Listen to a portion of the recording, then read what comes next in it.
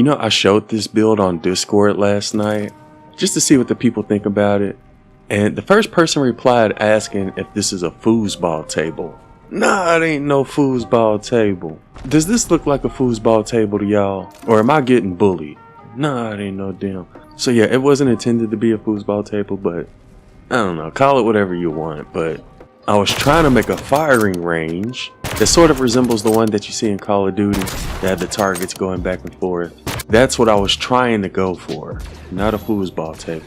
Anyways, I'm gonna show you all how I made this foosball. No shit, damn it. I'm gonna show you all how I made this firing range. If y'all enjoyed the video or found it useful, be sure to hit that like button. I was able to build one earlier that didn't require any thin floor pieces. I was able to get my activation switch to stay connected even though it wasn't physically connected. But the problem with this version is that I had to rebuild it every time I load it back in.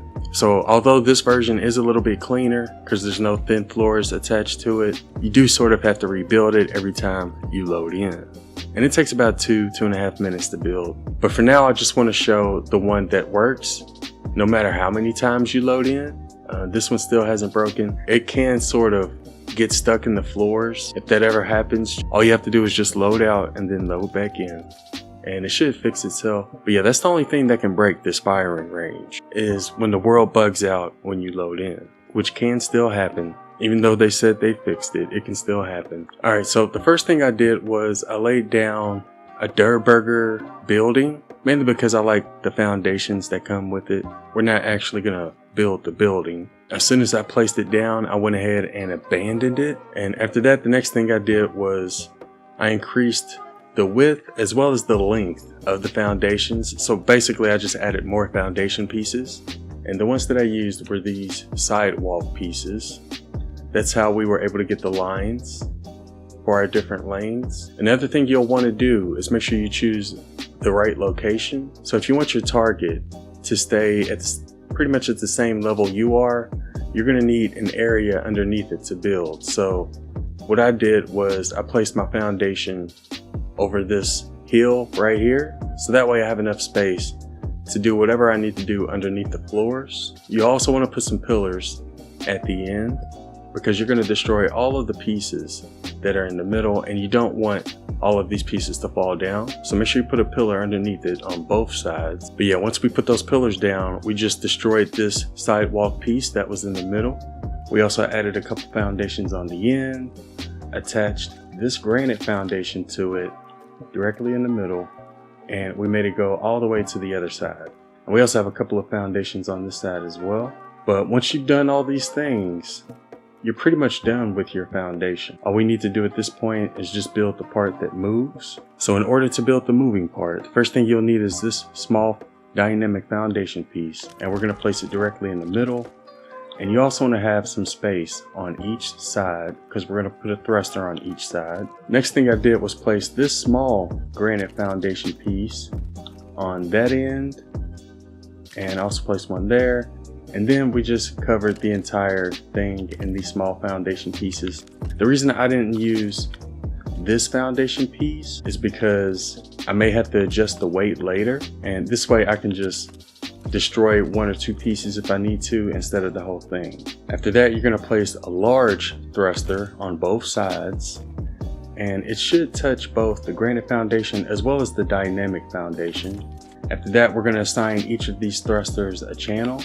So to go left, we're going to put that on channel 2, and for this one, which pushes it right, we're going to make that channel 1.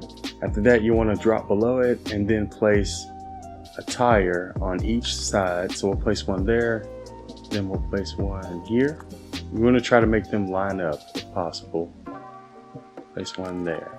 The next thing I did was I built this small floor piece directly in the middle. And the reason I built this is because we didn't want our thin floor pieces to touch the ground. So I actually put 2 of them in the middle. After that, we can go ahead and place down our thin floor pieces. First I put 2 on this side, then I put 2 on this side because it'll sometimes lean over if you put all 4 on at once. So now we have 3 on this side. Now we can put 4 on this side. This way it doesn't lean over. And we got 4 on this side. After this, next thing I did was I added 2 activation switches on this side. And we're not actually going to use these switches. The only reason I put these here was so the weight will stay balanced on both sides. But we are going to use the 2 activation switches that are on this side. Now we have to assign a channel to both of these. So again, I want number 1 to go right, and I want number 2 to go left. So place those down. And the last thing we need to do is place down our target dummy. So there's actually a few different target dummies you can use. There's 3 you get for free by just leveling up your village in the Frostlands biome. Here's the second one, and here's the third one. We also got 4 different mannequins from the Lion Knight's Castle bundle. So we got a Jester we could use.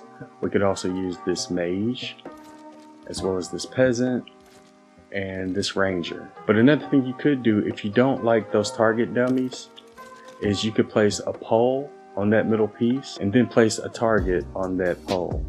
And you can have this target go back and forth if you want. So whichever target you want to use, whether it's a dummy or this bullseye target, it's sort of up to you.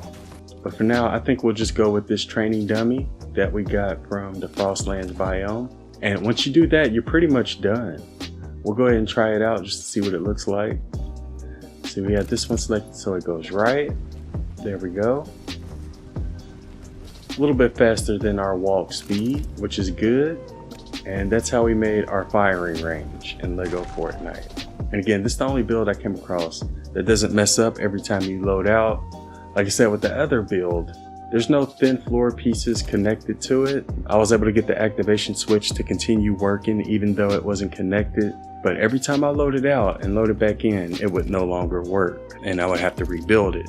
It only took a couple minutes to build, but there are ways you can make the firing range without having the thin floor pieces attached to it. But yeah, this version hasn't broken on me yet. That's not to say that it won't break. As we all know, vehicles and toys like these thrusters, they can break sometimes when you load in. And that's not really a build issue, that's more of an issue that Epic needs to fix. But yeah, there is a chance it could break when loading in. But if that ever happens, just try loading out and loading back in. It should fix itself. And if it doesn't, it only takes like 2 or 3 minutes to build. So this is definitely the most reliable version that I've come across so far. Last thing I want to do is try to add more targets. The first thing I did was add a long floor piece there. I guess we can go ahead and add one on this piece as well, right where the snap is, and then we add one there. And we're going to do the same thing but mirrored on the other side. So over here we're going to add one right there. I was going to add this one that's at the end and another one right here. And again, we're just doing this so it stays balanced. After that, we're going to add 2 activation switches over here because we're going to have 2 on that side, and then we're going to add 1 target on the very end of this. So again, we'll do the same thing but mirrored on the other side. We're going to add our target right here, and then we're going to add 2 more activation switches right here. There. And we do need to add a channel for these. So 2 goes left, 1 makes it go right. And yeah, now we have additional targets we can shoot at. And you can extend these out and make them even longer. But let's go ahead and try it out and see how it goes. There we go. So now you have multiple targets you can shoot at in 1 firing range. Oh man, this is pretty cool. This is pretty cool. I like this. So let's go ahead and try it again.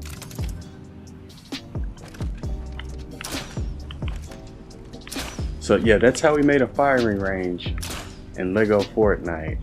Honestly, I feel like this is working better than I expected. Oh, we actually hit our target a couple times.